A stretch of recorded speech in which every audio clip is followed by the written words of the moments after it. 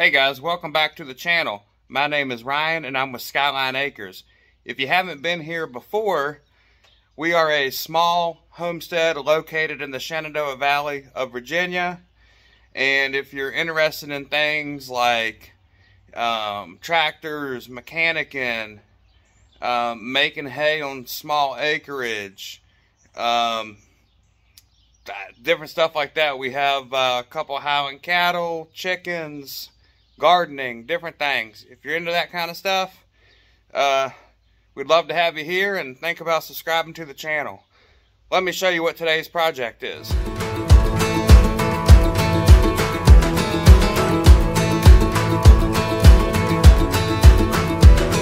Alright guys, so a lot of you will remember we bought this little 2-basket hay tedder a couple weeks ago, maybe a month ago. We had a different type of tedder. It's a Peckway tedder fluffer. If you know what that is, you can check it out, but it's not a star type tedder like this. Paid $500 for this thing. I didn't really feel like, I could go wrong. So, let me show you the one thing. It needs several different things done, but the one thing I want to do for this project is I need to replace the tires. And let me show you what I'm talking about. So the tires on this thing, number one, are mismatched. And number two, they are dry rotted just like any other farm equipment it seems that you buy. But you can see it there. And for no more than the tires cost, I just feel like, hey, I'm gonna go ahead and replace them. They're actually holding air, so I'm surprised at that. And if you look, I'm not sure, maybe you guys can answer this question, but these things, anybody that's familiar with these tedders, they have a shield here on both sides, okay? And, I can only assume that's there to keep hay out, obviously.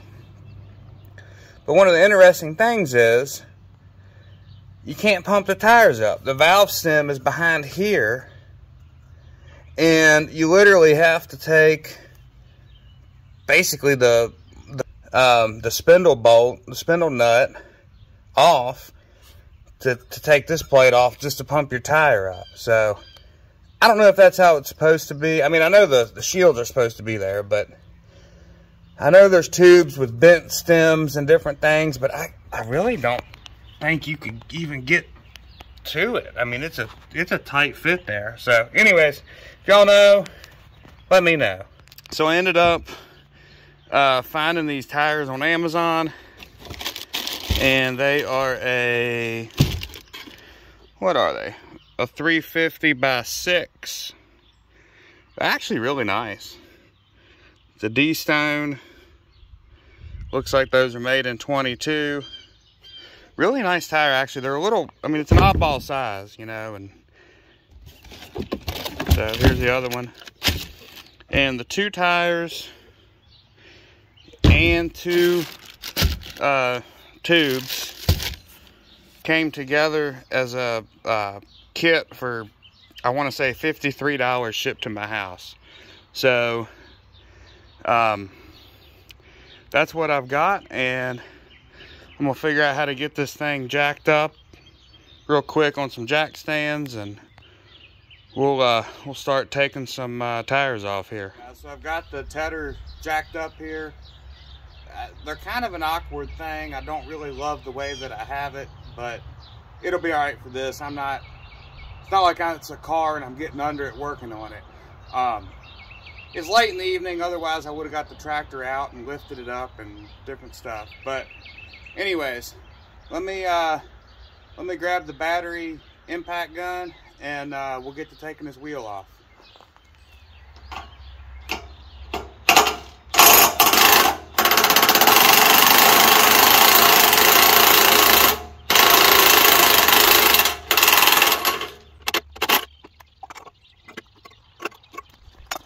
tell you what, guys, how do we ever live without battery powered tools? I don't know. All right, so here is the wheel, and as you can tell, this is the cap, and here's the valve stem. So the way this works, like I was saying earlier, the cap goes on here like this. There's very little room in there. I mean, I don't know, maybe you guys tell me, but it seems like you got to take the cap off to pump it up. I don't know that the straight valve stem is stock, but even if it was bent, I don't see how there's enough room in there. But anyways, that's the dust cap, or the cap to keep hay out.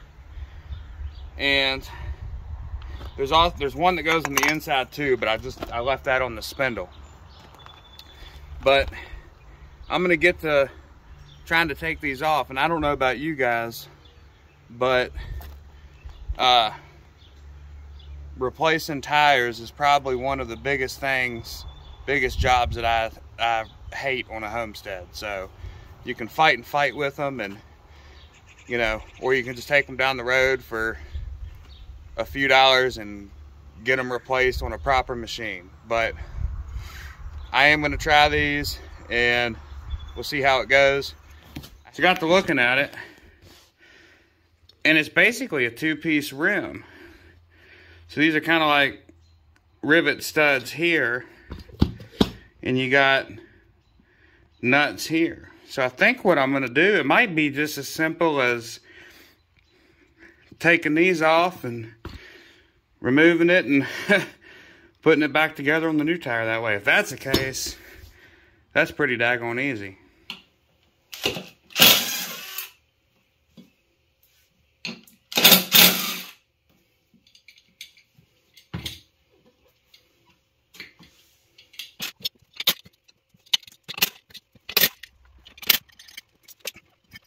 I don't know. I guess that makes it easier. So I've never really worked on a split rim like this, so let me try it. So just wanted to give y'all a better close-up, but here's the tire off. Here's the tube out. And the rim basically comes together like that. So I'm kind of thinking we'll put the tube in the tire.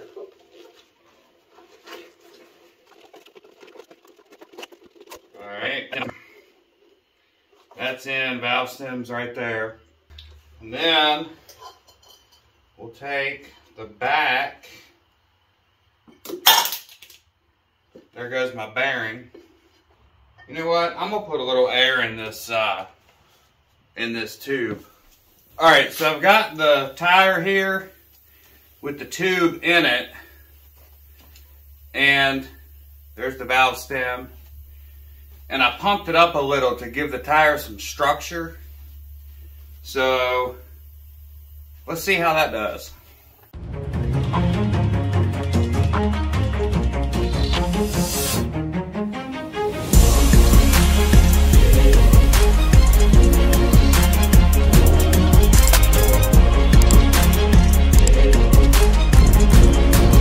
Alright, so here's one tire on the rim.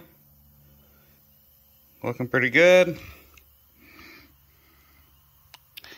And the only trouble I had is you're trying to line up the two rim pieces, which want to rotate a little, and keep that valve stem straight. But other than that, it wasn't too bad.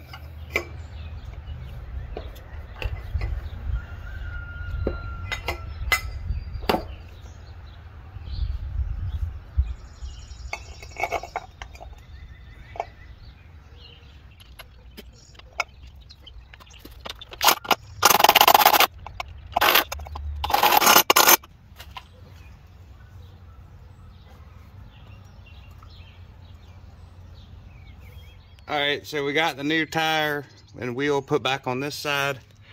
Got the dust cap on there. New tire looks really nice. I'm actually impressed with the quality of the tire. Like I said, the 2 tires and the tubes shipped to my house were $53, I believe. But yeah, they're pretty nice. And we're gonna move on to the other tire, which you can tell is mismatched. It's actually a different size too. So, but anyways, we're gonna change that out, and I'll come back at you here in a little bit. So funny thing, guys, I was actually using a regular floor jack on this side, and because there's not a good place to jack on this thing, and the plates are so high off the ground and stuff, I had to use some 2x4s and different things to get the floor jack to work out right. And all along I had a farm jack literally in my workshop. I didn't think of using it.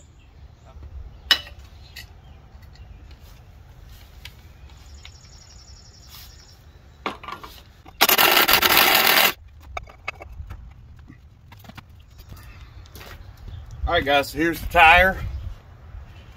This one actually doesn't look to be in bad shape.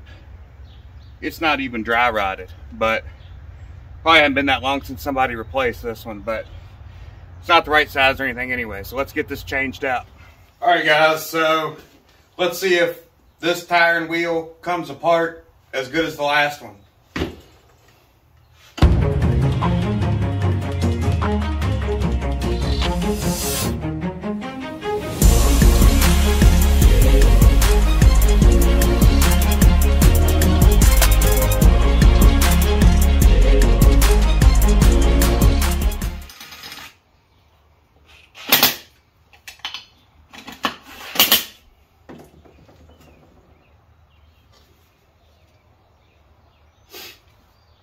Alright, keep going here.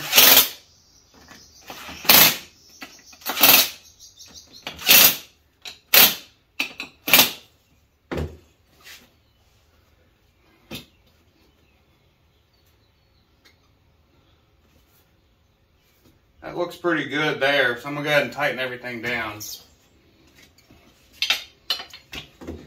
Actually, I'm going to put some air in it to hold that tire tighter. Alright, so I put air in it to, actually having air in it tightens everything up, so it doesn't really want to wiggle as much. So we'll tighten these nuts up here.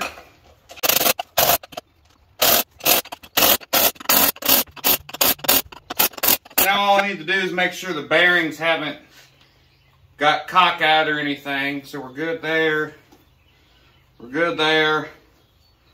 That middle bushing's good. Valve stem's good. So that's it, guys. Let's pump it up. So these get pumped up to 35 psi.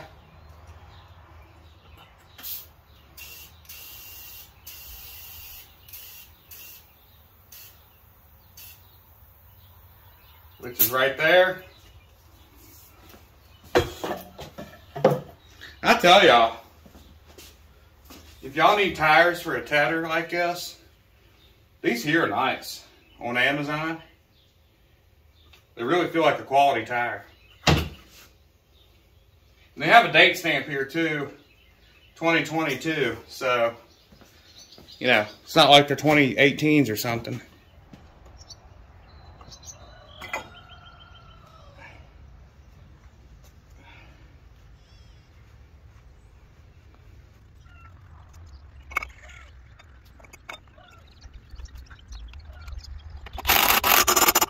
Alright guys, so this project is a wrap. We got the tires on, and it was, you know, it was one of those things I was dreading doing because I hate fighting tires, and it ended up with those split rims being easier than I thought it was going to be.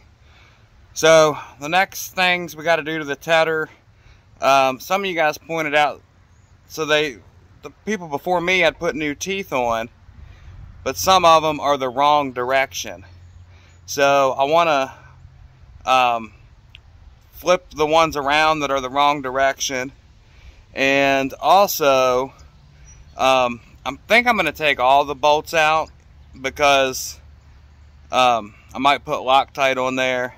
And the guy also told me that these bolts like to loosen up a lot, and he had some issues. So I might loosen all these bolts up and put Loctite on those as well. So that's something else I know I've got going on. Besides that, the only really thing I can think of is checking the gearboxes and stuff like that and greasing it up. If you guys like this kind of content, please smash that like button and consider subscribing to the channel. We would love to have you back here at Skyline Acres. And until then, we will see you next time.